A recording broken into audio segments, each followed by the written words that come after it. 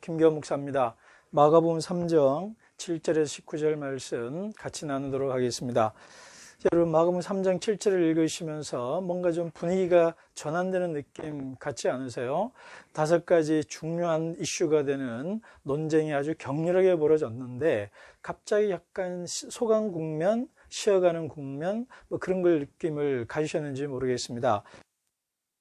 본문은 그래서 앞부분과 조금 분위기가 바뀌는 부분입니다. 그래서 마가복음 전체 구조를 잠깐 보자면 일단 전반부와 후반부로 크게 나눌 수 있고요.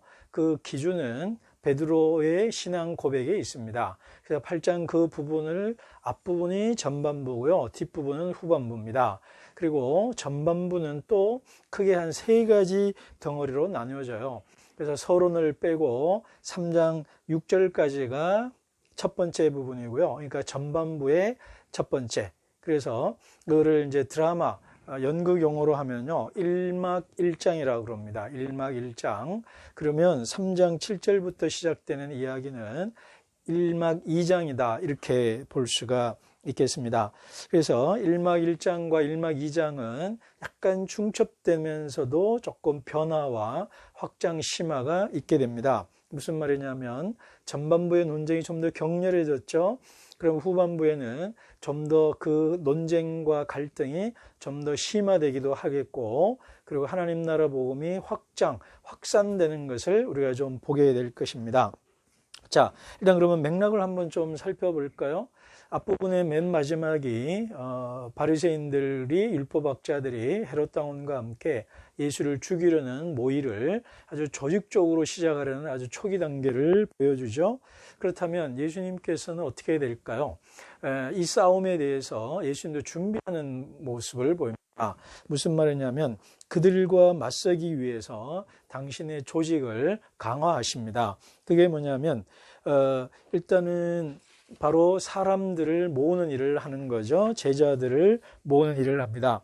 그리고요, 또 전체적으로 보면 결국은 핵심인 예루살렘을 중심으로 해서 주변을 강화하는 작업을 합니다. 그래서 예루살렘에 올라가기 전까지 갈릴리라는 변방 지역을 두텁게 진지를 구축한 다음에 결국은 예루살렘으로 올라가서 하나님 나라의 를 이루시고 왕이 되십니다.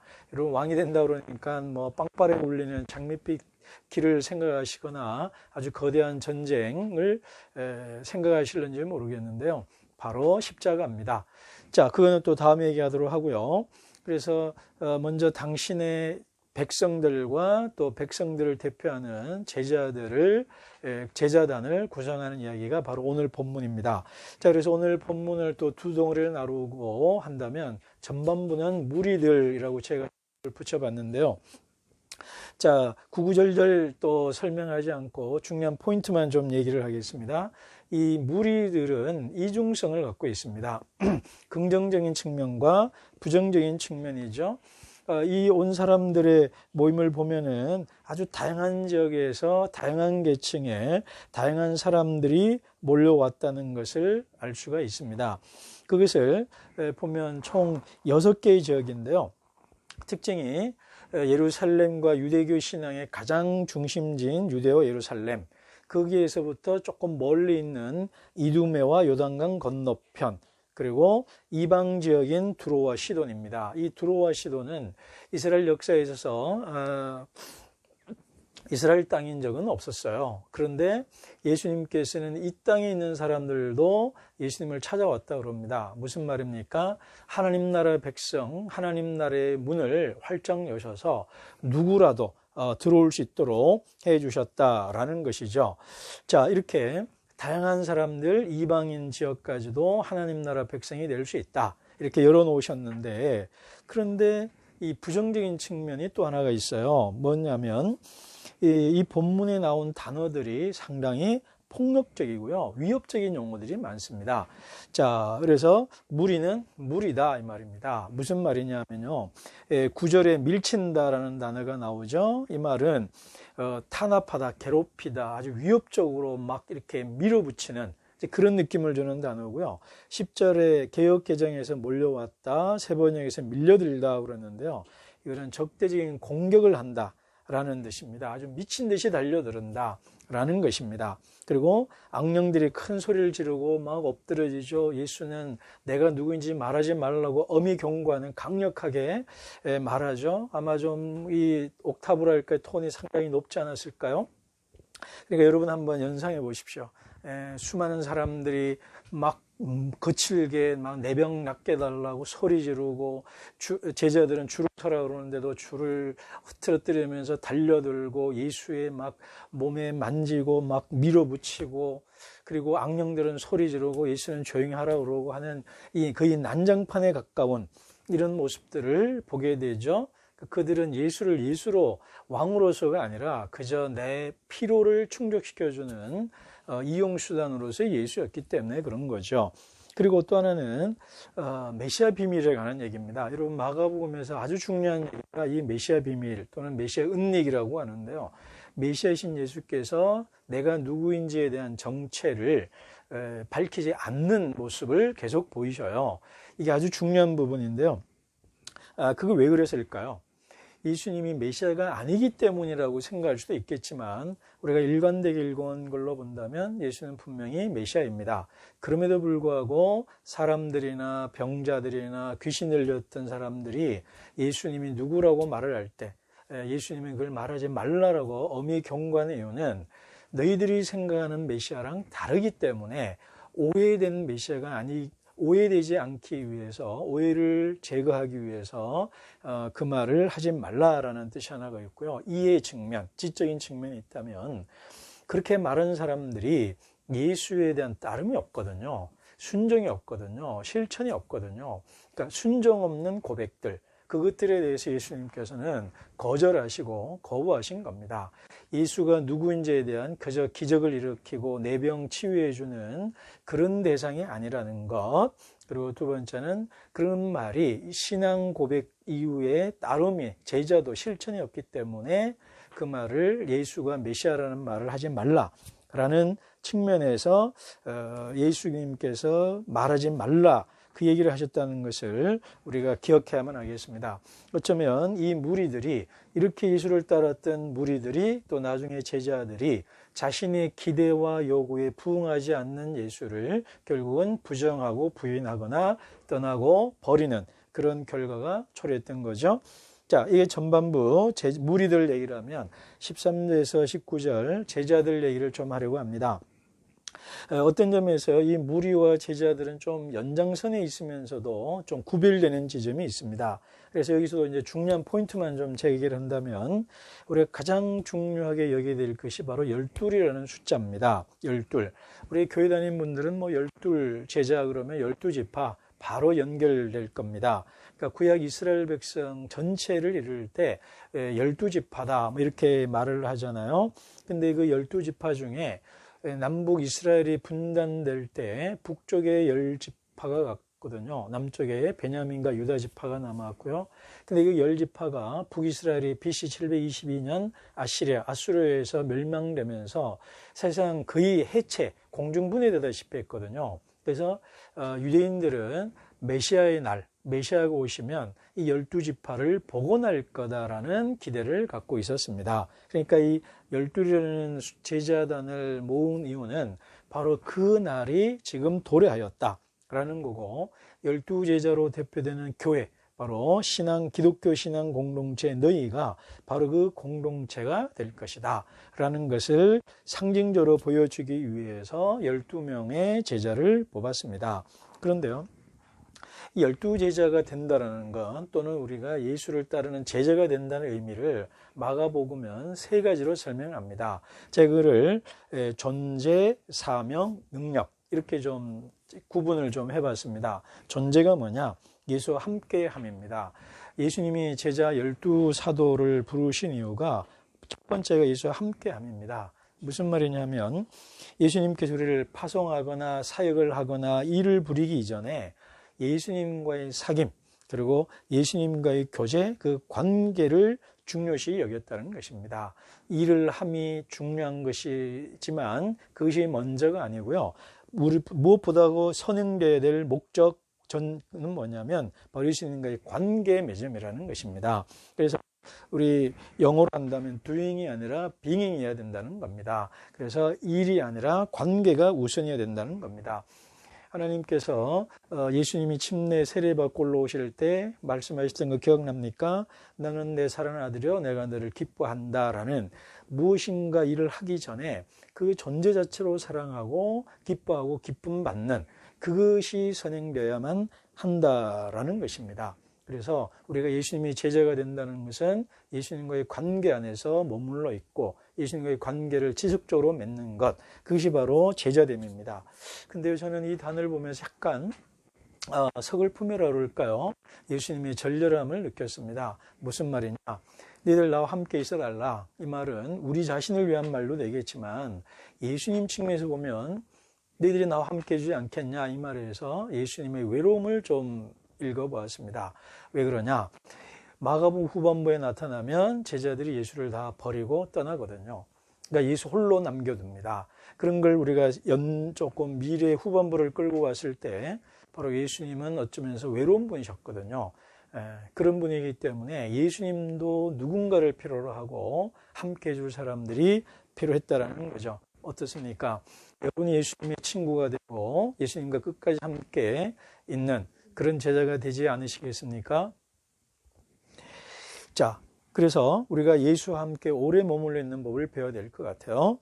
그 다음, 이제 첫 번째 예수와 함께 한다라는 겁니다. 근데 함께 한다는 것이 그냥, 나중에 보겠지만, 우리가 여기서 초막셋을 짓고, 여기서 저 푸른 초원 위에 사랑하는 이과 함께, 그냥 한 백년 사는 것, 그것이 하나님 나라만은 아니거든요. 하나님 나라는 하나님 나라의 일을 해야 되는 겁니다. 제자가 된 다음에, 빙잉이 된 다음에 두잉으로 나아가야 되겠죠. 그래서 예수님의 제자 일을 뭐냐면 전도하다 또는 선포한다, 설교한다는 겁니다. 하나님 나라가 지금 여기에 왔다라고 말로 행동으로 설득하고 설명해야 된다는 겁니다. 그래서 교회가 해야 될 일, 제자가 해야 될 일은 뭐냐면 하나님 나라가 어떤 나라인지를 말로, 글로, 존재로, 행동으로 보여줘야만 한다라는 것입니다. 그 나라가 지금 여기 와 있다고 말을 해야 되는 거죠.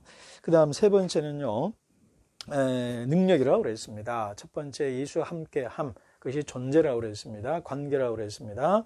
두 번째는 목적이라고 그랬습니다. 사명. 예수님의 일을 하는 것이죠. 예수님과 함께하고 예수님의 일을 하고, 세 번째 예수의 능력을 받는 것입니다. 귀신을 쫓아내는 능력을 주셨다 그러잖아요. 그래서 그 일을 할 수 있는 하나님께서 능력을 주신다 이 말입니다.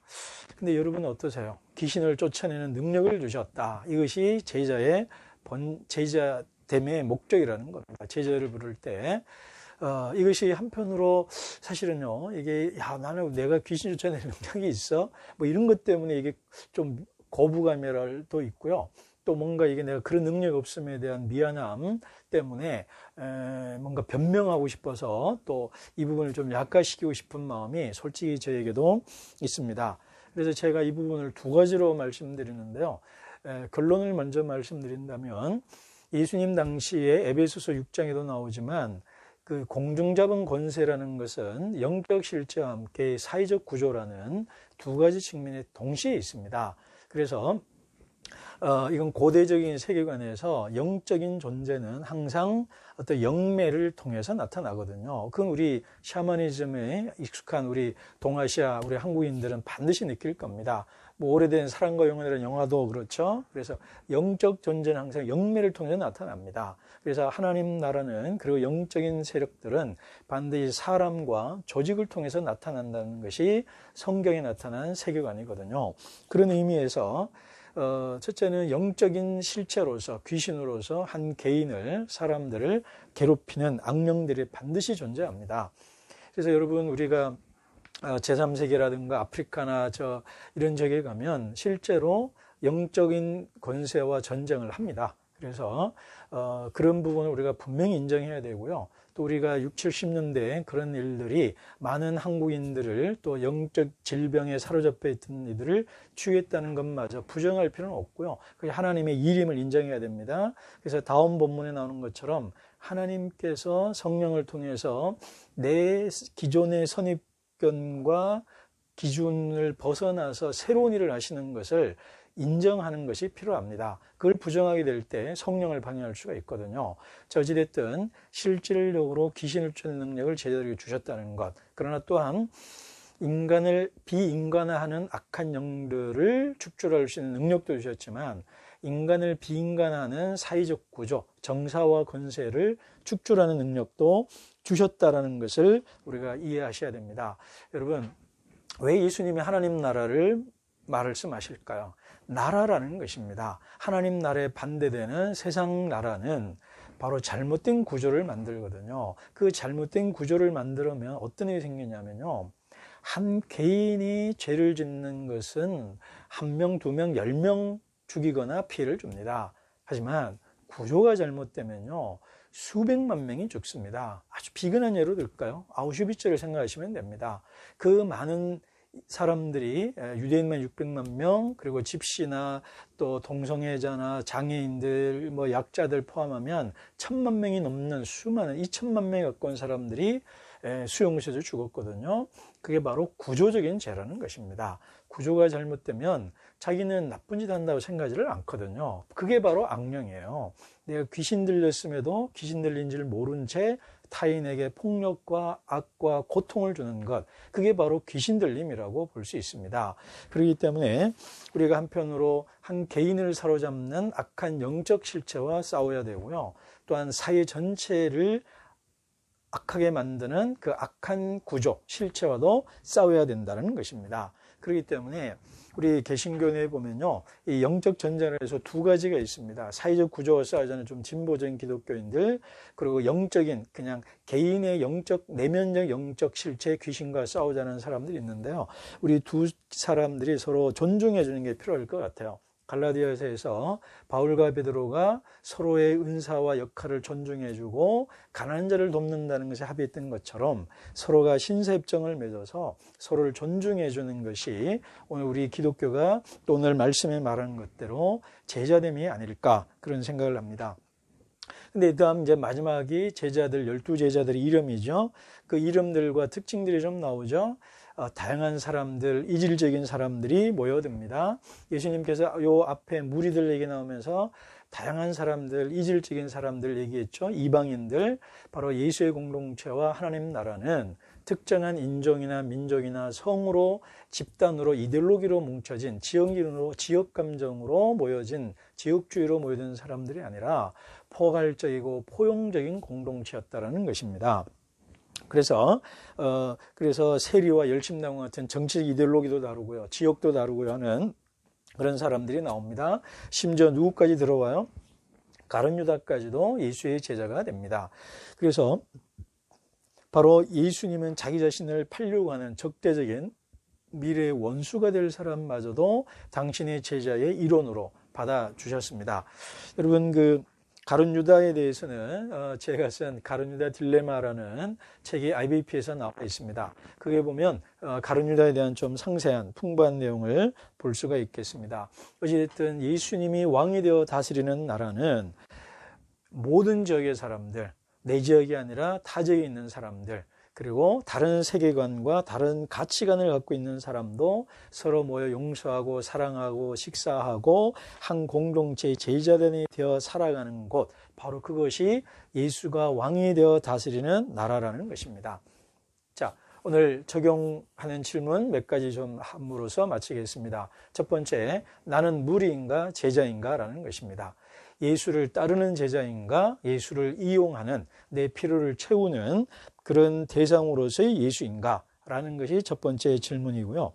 나는 예수의 제자로 예수님이 세 가지 말씀하신 것을 얼마나 지켜내고 있는가. 첫 번째, 예수와 함께하고 있는 자냐 이 말입니다. 말씀 안에서, 기도 안에서 예수님과 함께 머물러 있는 존재가 되느냐 이 말이에요. 예수님과 함께하고 있느냐, 예수의 편에 서 있는가. 두 번째, 예수의 일을 하고 있는가. 그리고 내 힘이 아닌 예수의 능력으로 예수님의 일을 하고 있는가. 그것을 오늘 본문은 우리에게 도전하고 질문하고 있습니다. 예수님의 제자가 되어서 하나님 나라를 이 땅에 널리 전파하고 실제로 살아내는 저 여러분이 되기를 바랍니다.